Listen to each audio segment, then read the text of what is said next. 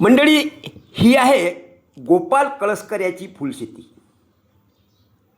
पिंपळगाव काळे या गावातील हा गोपाल उच्च शिक्षित, म्हणजे जवळपास बीपर्यंत ज्याचं शिक्षण झालं आणि थोडी नोकरी पुण्यात मिळाली.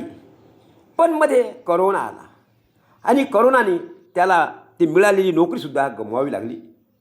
मग शेवटी बी झालेला हा गोपाल गावात आला आणि आपली पारंपरिक शेती आणि त्यामध्ये फुलशेतीचा हा व्यवसाय त्याने जोपासला.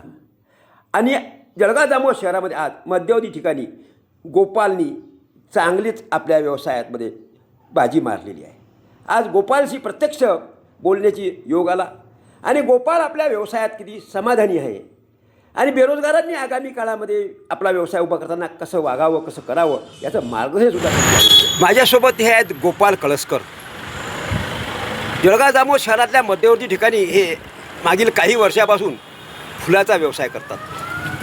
हार बनवणे, ते विकणे आणि त्याच्यातून आपला चरितार्थ हा गोपाल गेल्या काही वर्षापासून करते आहे. उच्च शिक्षित असलेल्या गोपालची मुलाखत आज घेण्याचा योग आला. गोपाल, काय सांगता येईल आपल्या व्यवसायाबाबतीत?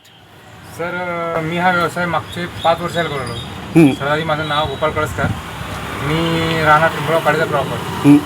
मी गेले 6 वर्षाला इथं माझं फुलाचं दुकान चालतं आहे. शिक्षण भरपूर झालेलं आहे, पण शिक्षणाचा जो नोकरीसाठी मी हे केला होता, पण नोकरी न लागल्यामुळे आणि कोरोनामध्ये लागलेली नोकरी गेल्यामुळे मला हा व्यवसाय करावा लागला. 2019 पासून मी पुण्याला फॅसिलिटी कंपनी कामाला होतो. माझं शिक्षण बी इलेक्ट्रिक झालेलं आहे. मी आपल्या मलकापूरच्या कोलते कॉलेजमधून बी केलेलं आहे. माझं चांगलं शिक्षण घेतल्यामुळे मी मग व्यवसायाकडे म्हणजे नोकरीमध्ये व्यवस्थित मला म्हणजे नाही मिळाल्यामुळे मी व्यवसायामध्ये आलो. मग आता आपल्याकडे शेती वगैरे आहे काय?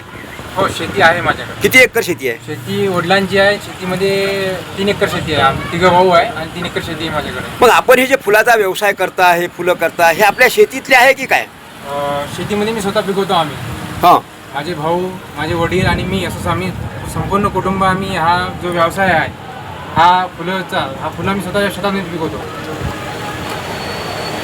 कसं आहे दररोजचं आपलं उत्पन्न वगैरे कसं काय? माझं उत्पन्न आता व्यवसायाचं उत्पन्न हे माझं म्हणजे माझ्या हिशोबाने खूप चांगलं आहे. मला कधी दिवसाला 1000 रुपये भेटतात, तर कधी दिवसाला 5000 रुपये भेटतात, तर कधी 10-10 हजारपर्यंत माझा व्यवसाय होतो. म्हणजे मला महिन्याला नाही म्हणता मी 1 ते 1.5 लाख रुपये कुठंच नाही गेले. छान.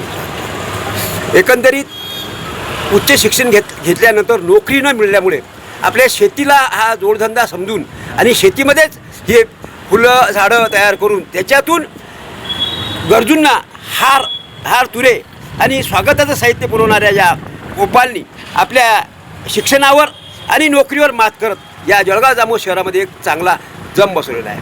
आजकालच्या तरुणांबाबतीत काय सांगशील तू? मी आजच्या तरुणांना एका सांगू इच्छितो की शिक्षण घेतल्यानंतर नोकरी सर्व काही नाही आहे.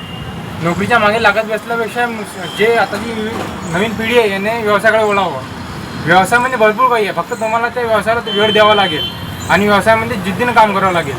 तुम्ही जर एखादा व्यवसाय जर कुठलाही घ्या, तुम्ही कुठलाही व्यवसाय घ्या, जर तुम्ही या व्यवसायाला 100% दिले तर तुम्ही त्या व्यवसायामध्ये कधीच मागे येणार नाही. एकंदरीत गोपालची ही प्रेरणा राज्यातील सुशिक्षित बेरोजगारांनी घ्यावी आणि आपला चरितार्थ चालवण्यासाठी एक चांगले व्यवसाय आपल्यासाठी उभे करावे असं गोपालचं म्हणणं आहे. कॅमेरामन नितीनसह प्रल्हाद दातार, साक्षीदार न्यूज, जळगाव जामोद.